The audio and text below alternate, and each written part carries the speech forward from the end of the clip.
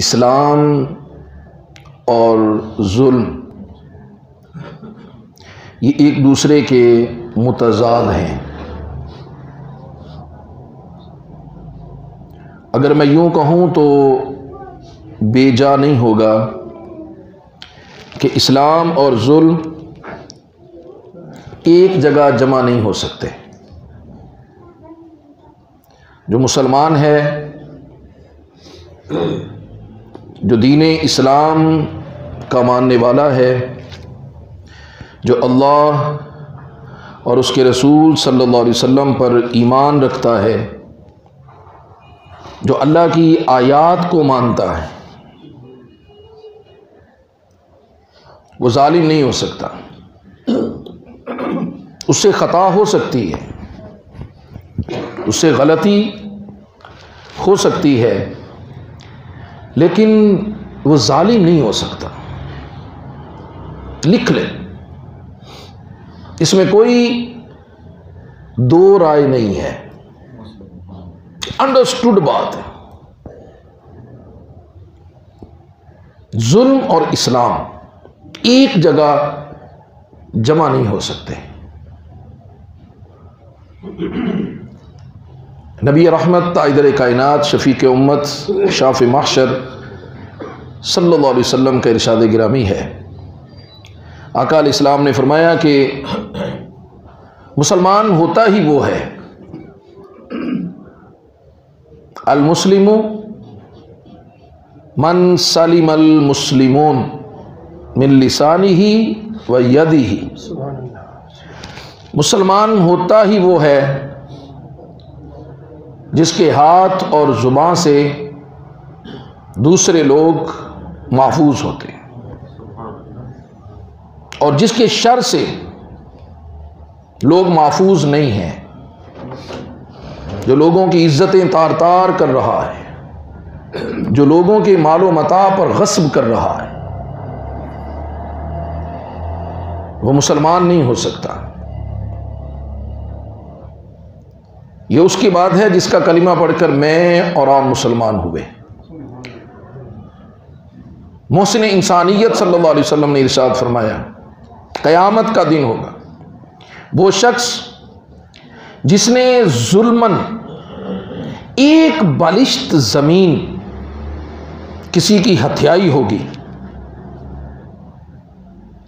ایک بالشت زمین پر جس نے قبضہ کیا ہوگا ناحق، تو رحمت دو عالم علیہ السلام نے ارشاد فرمایا کہ قیامت کے دن جب وہ عالم محشر میں آئے گا تو ساتوں زمین کا توغ بنا کر، ہار بنا کر اس کے گلے میں ڈال دیا جائے گا۔ وہ ساتوں زمینوں کا بوجھ اٹھائے ہوئے محشر میں لوگوں کے سامنے جمع ہوگا، لوگوں کے سامنے اس کیفیت میں آئے گا۔ اور فرمایا جانے جانا صلی اللہ علیہ وسلم نے کہ جب اللہ تبارک و تعالیٰ نے مخلوق کو پیدا فرمایا اور مخلوق اپنے پاؤں پہ کھڑی ہوئی تو اس نے عرض کیا کہ باری تعالیٰ آپ کو پانا ہو تو کہاں ملیں گے، آپ کو کہاں پایا جائے گا؟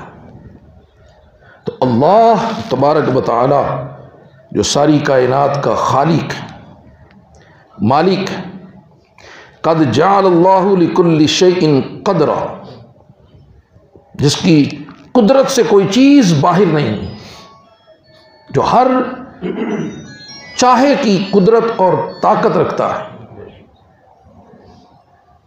فرمایا کہ میں مظلوم کے ساتھ ہوں گا جب تک کہ اس پر ہونے والے ظلم کی تلافی نہ کر دی جائے۔ حضرات، اسلامی تعلیمات کا مطالعہ فرمائیں۔ اخلاق قبیحہ، برے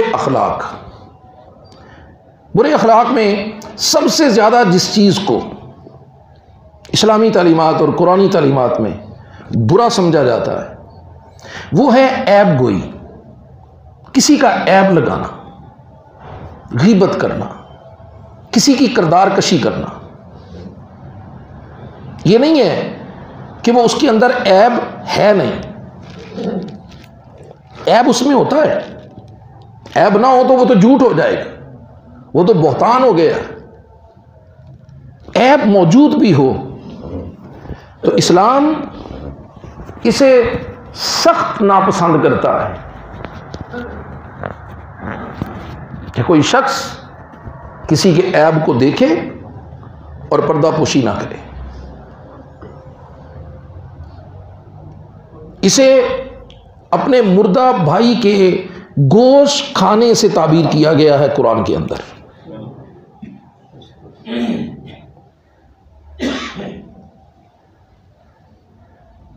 اور آقا علیہ الصلوۃ والسلام نے ارشاد فرمایا کہ غیبت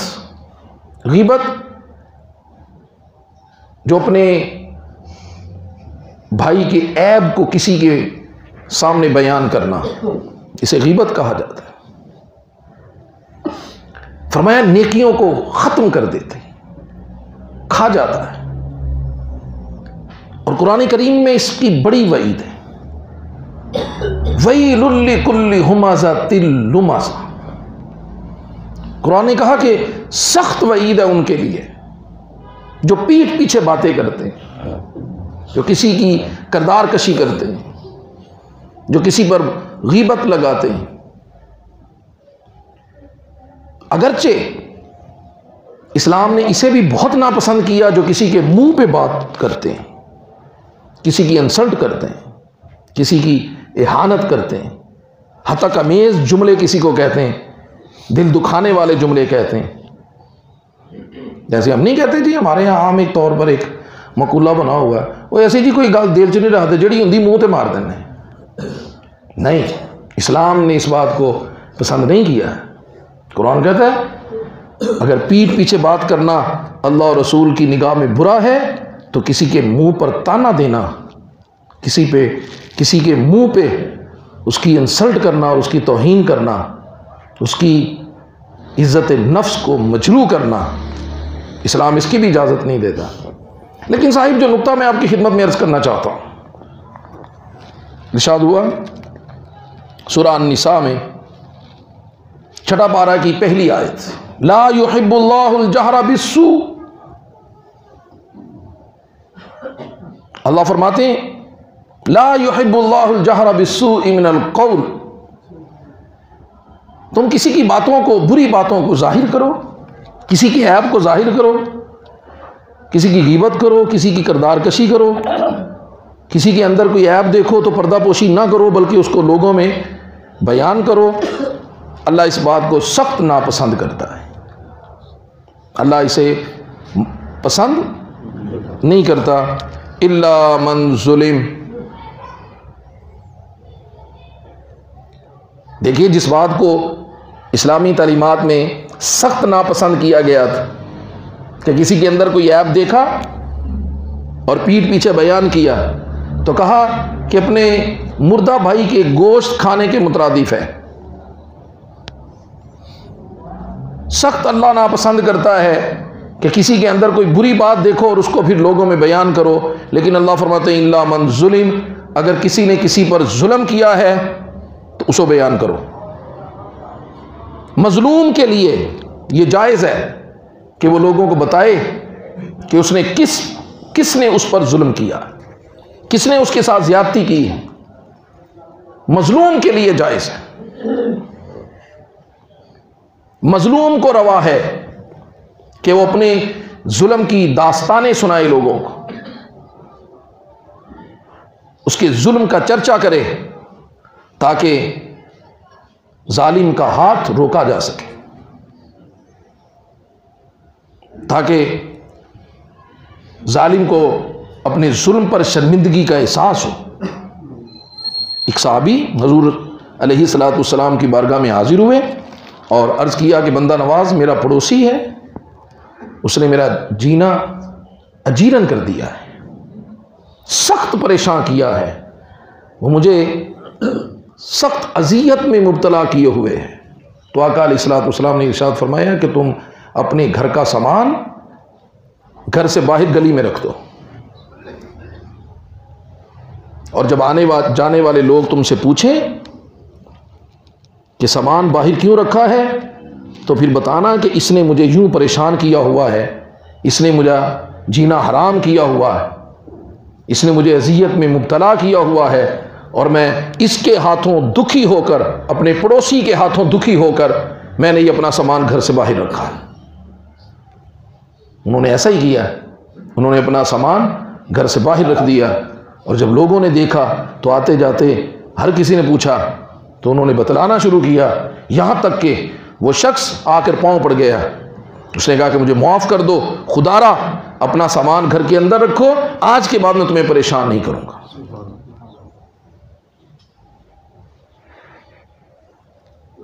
کہا جاتا ہے جی ظالم کے ظلم پر خاموش رہنا یہ عیبوں پہ پردہ ڈالنا نہیں ہے. وہ الگ بات ہے کہ کسی کو معاف کرنا اور کسی سے درگزر کرنا، وہ ایک الگ میٹر ہے، اس کی بھی اسلام میں ایک اہمیت ہے. لیکن اس کا مطلب یہ ہرگز نہیں ہے. ظالم کس طرح مضبوط ہوتا ہے، معاشرے میں ظلم کیسے پھیلتا ہے، معاشرے میں ظالم کیسے دندناتا ہے، جانتے ہیں؟ جب لوگ ظلم سہتے ہیں، جب لوگ ظلم سہنے کے عادی ہو جاتے ہیں اور ہر شخص ظلم پر خاموش رہتا ہے، تو حضرات پھر ظالم معاشرے میں دندناتے پھرتے ہیں اور اس طرح ظالم مضبوط ہوتے ہیں. وہ شخصی ظلم ہو یا حکومتی یا ریاستی ظلم ہو، اس وقت ظلم مضبوط ہوتا ہے جب لوگ ظلم سہنے کے عادی ہو جاتے ہیں. اور نتیجہ کیا نکلتا ہے؟ نتیجہ یہ نکلتا ہے کہ ظالم بے باک ہو جاتا ہے. ظالم سمجھتا ہے کہ پھر مجھے پوچھنے والا کوئی نہیں، پھر میرا ہاتھ روکنے والا کوئی نہیں، اور پھر تاریخیں رقم ہوتی ہیں، ظلم و بربریت کی پھر داستانیں چھپتی ہیں. پھر بات سالوں پر نہیں صدیوں پر محیط ہو جاتی ہیں. لوگ پھر ظلم سہنے کے اس قدر عادی ہو جاتے ہیں کہ پھر ان کے اندر ظلم کے خلاف کھڑے ہونے کی سکت ہی باقی نہیں رہتی. لیکن یاد رکھیے، ظلم کتنا بھی بڑا کیوں نہ ہو، ظالم کتنا بھی طاقتور کیوں نہ ہو، وہ اللہ کی گرفت سے بچ نہیں سکتا ہے. حجاج بن یوسف کون نہیں جانتا، بصرہ سے، کوفہ سے، عراق، تمام علاقہ اس کے زیر تسلط ہے. جنگجو شخص ہے، جس جنگ کو ہاتھ ڈالتا ہے فتح ہو جاتی ہے. کئی فتوحات حاصل کرنے والا یہ جنگجو سپاہی اور سپہ سالار اور کلمہ گو تھا. اسلام کی فتوحات ہو رہی تھی، لیکن تاریخ اسلام میں اس کی ان فتوحات کے باوجود اس کو کس قباحت سے یاد کیا جاتا ہے؟ اس لیے کہ اس کے جتنے بھی اوصاف تھے اور جتنی بھی اس کی اسلام کے لیے فتوحات تھیں، وہ سب ہیچ ہو جاتی ہیں جب اس کے ظلم کا پردہ چاک ہوتا ہے. 70,000 سے زائد لوگوں کو تو اس نے اپنے ہاتھ سے قتل کیا تھا. وہ جب تک خون نہیں دیکھتا تھا وہ خود کہتا تھا کہ مجھے کھانے کا لطف نہیں آتا، جب تک وہ کسی کو ذبح نہ کر دے یا ذبح ہوتا نہ دیکھ لے.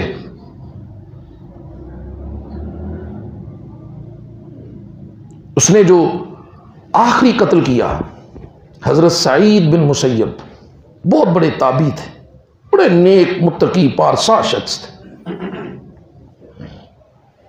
حضرت سعید بن مسیب رحمۃ اللہ تعالی علیہ نے اس کے خلاف آواز اٹھائی اور منبر پر اس کے ظلم کی داستانیں سنائیں، یہاں تک کہ اسے خبر ہو گئی۔ اس نے بلا لیا، اپنے دربار میں بلا کر پوچھا، کیا یہ باتیں آپ نے کہیں؟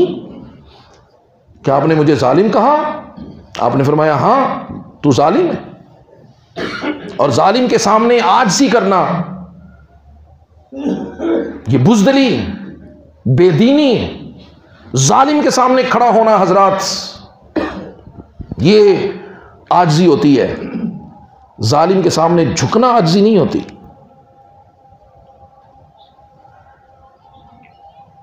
فرمایا ہاں تو ظالم ہے۔ اس نے اپنی سپاہیوں کو حکم دیا، کہا اسے ابھی لے جاؤ اور دربار سے باہر لے جا کر اسے قتل کر دو، اسے ذبح کر دو۔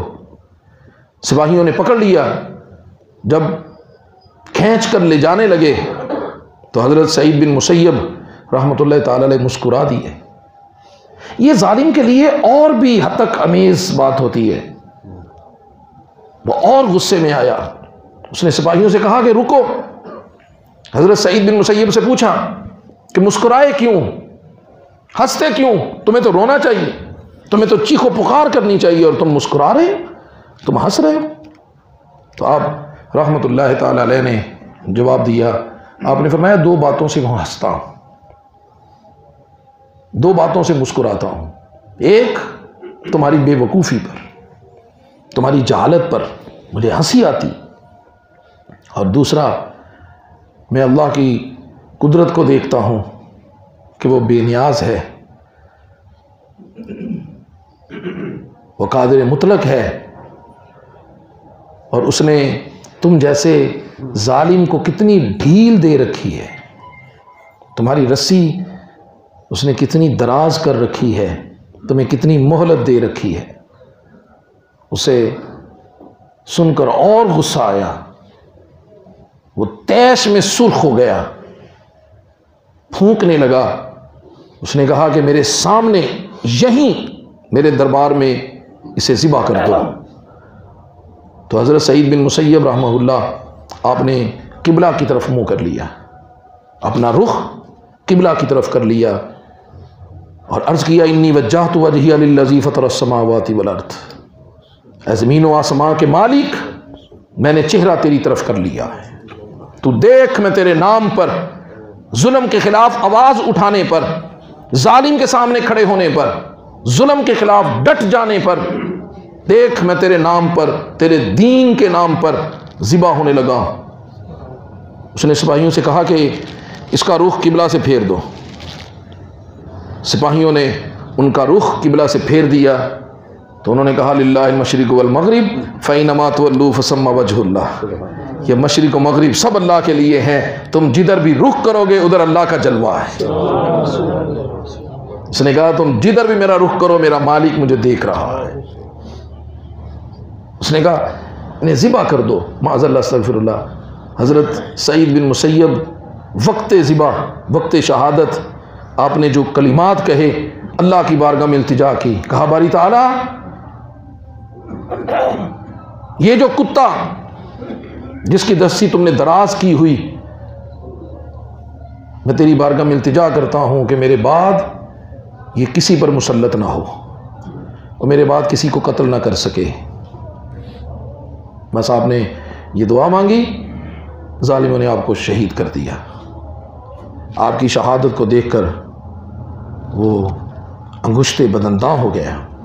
اس نے کبھی نہیں دیکھا تھا، اس لیے کہ ہزاروں لوگوں کو ذبح کر چکا تھا، ہزاروں لوگوں کو قتل کر چکا تھا، قتل کروا چکا تھا، لیکن اتنا بہتا ہوا خون اس نے کسی کا نہیں دیکھا تھا۔ اس قدر خون نکلا کہ لوگ حیران تھے، اس کا دربار تر ہو رہا تھا، وہ سخت پریشان ہوا کہ ایک انسان کے اندر سے اتنا خون کیسے نکلتا ہے، میں نے تو کبھی کسی کا اتنا خون بہتا نہیں دیکھا۔ تو ایک دنا شخص اس کے دربار میں موجود تھا، اس نے کہا کہ جو وقت موت وقت ذبح ڈر جائے اس کا خون سکڑ جاتا ہے اور اس کا خون سارا نہیں بہتا، اور جو وقت ذبح ڈٹ جائے اور خوشی سے ذبح ہو پھر اس کے جسم کا سارا خون ایسے ہی نکلتا۔ بس رات کو سویا تو دھبک کر اٹھ گیا، اس نے خواب دیکھا کہ حضرت سعید بن مسیب ہیں جو اس سے پوچھ رہے ہیں کہ حجاج بتاؤ تم نے مجھے کیوں قتل کیا؟ ڈر کے اٹھ گیا، اہل خانہ کو اٹھا لیا۔ جب سوتا ہے تو اسے یہی خواب آتا ہے، سخت پریشانی میں مبتلا ہوا، اور اسی لمحے اس کے پیٹ میں درد اٹھا، اور وہ درد اتنا شدید تھا کہ کسی کروٹ اسے چین نہ آ رہا تھا۔ بہت علاج اور بہت اطباء کے پاس گیا، بڑے بڑے طبیبوں کو بلایا، لیکن کچھ افاقہ نہیں ہوا۔ بالآخر ایک طبیب ماہر جو آیا تو اس نے گوشت کا ایک چھوٹا ٹکڑا دھاگے سے باندھ کر اس کی حلق سے نیچے اتارا کہ آخر معلوم تو کیا جائے کہ اس کے پیٹ میں کیا چل رہا ہے، اس لیے کہ پیٹ کی کوئی بیماری اور اس کی علامت موجود نہیں ہے، معدے جگر کی کوئی بیماری کی علامت موجود نہیں ہے، تو اس کے ساتھ بن کیا رہا ہے۔ جب تھوڑی دیر کے بعد وہ گوشت نکالا گیا تو اس کے ساتھ عجیب قسم کے کیڑے تھے چمٹے ہوئے، اور ان سے اتنی سخت بدبو آ رہی تھی کہ پورے محل میں کوئی شخص کھڑا نہیں ہو سکا، سب لوگ اٹھ کے چلے گئے، یہاں تک کہ وہ طبیب بھی اٹھ کے جانے لگا تو حجاج نے روک لیا، کہا تم کیوں جاتے ہو، تم تو میرا علاج کرو۔ اس نے کہا حجاج یہ کوئی زمینی بیماری ہے ہی نہیں، یہ آسمانی بیماری ہے، اس کا علاج نہیں ہوگا۔ پھر اس سے اتنی سخت بدبو آتی تھی کہ اس کے گھر والوں نے ہی اسے گھر میں قید کر دیا، یہاں تک کہ اس کا پیٹ پھٹ گیا، اور اس نے مرنے سے پہلے جو اس کے قریب کے لوگ تھے ان کو کہا کہ جب میں مر جاؤں تو رات کے وقت میں میرا جنازہ اٹھانا، دن میں نہیں، اور صبح ہونے سے پہلے میری قبر کا نشان ختم کر دینا۔ لوگوں نے پوچھا کیوں؟ تو اس نے کہا کہ میں جانتا ہوں میں نے اتنا ظلم کیا ہے، لوگ مرنے کے بعد میری قبر کو بھی نہیں چھوڑیں گے۔ حضرات ظالم کو پتا ہوتا ہے کہ وہ کیا کر رہا ہے۔ لا يحب اللہ الجہر بالسوء من القول الا من ظلم، اللہ اس بات کو پسند نہیں کرتا کہ کسی کی بات بری بات کو ظاہر کیا جائے، مگر مظلوم کے لیے جواز روا ہے کہ جس پر ظلم ہوا ہے بتائے لوگوں کو۔ وکان اللہ سمیعا علیما، اور اللہ سب کچھ سننے والا اور سب کچھ جاننے والا ہے۔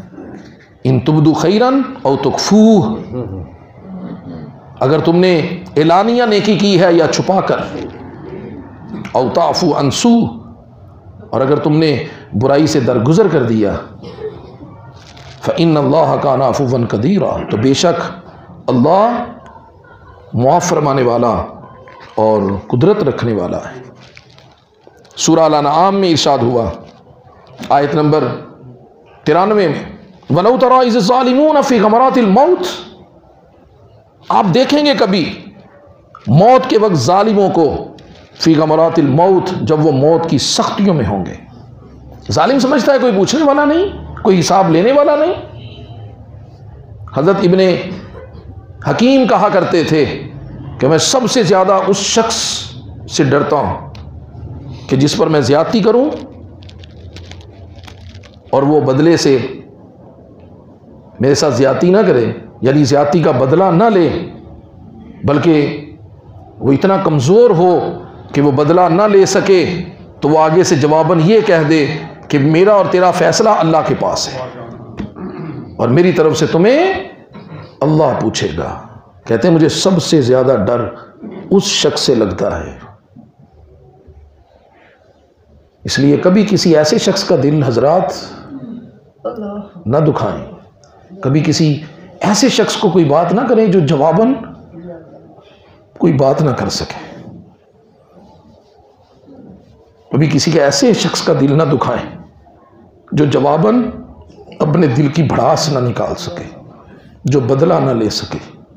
کسی کا بھی نہیں دکھانا چاہیے، لیکن خصوصاً اللہ فرماتے ہیں تم کبھی دیکھو گے ظالموں کو موت کی سختیوں میں، والملائکۃ باسطوا ایدیہم، اور فرشتے اپنے ہاتھوں کو پھیلائے ہوئے ہوں گے، اخرجوا انفسکم، اور کہیں گے نکالو اپنی جان، الیوم تجزون عذاب الہون، اور آج کے دن تمہیں خواری کا عذاب دیا جائے گا، بما کنتم تقولون علی اللہ غیر الحق، بس سبب اس کے کہ تم اللہ پر ناحق باتیں کرتے تھے.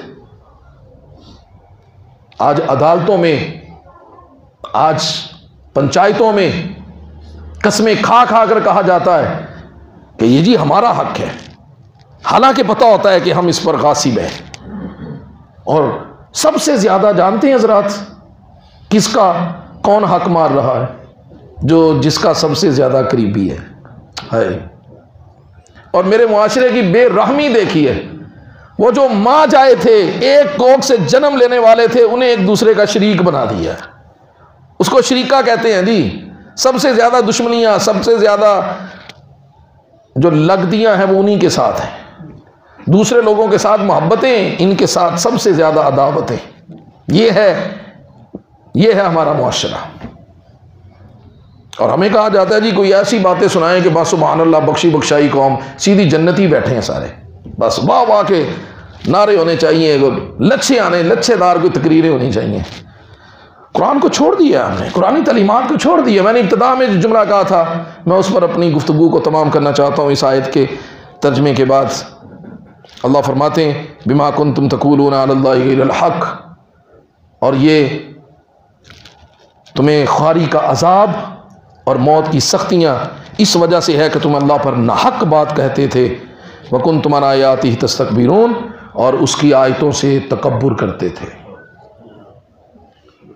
حضرات ظلم اور اسلام ایک جگہ جمع نہیں ہو سکتا. وآخر دعوانا ان الحمد للہ.